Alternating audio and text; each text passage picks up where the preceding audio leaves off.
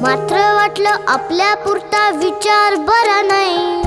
मी आहे शूर, माझी आई तशी नाही. एकटी घाबरलीस ना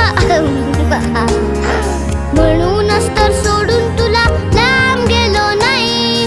ना ना ना ना ना ना ना ना ना ना ना ना ना ना ना ना ना ना ना.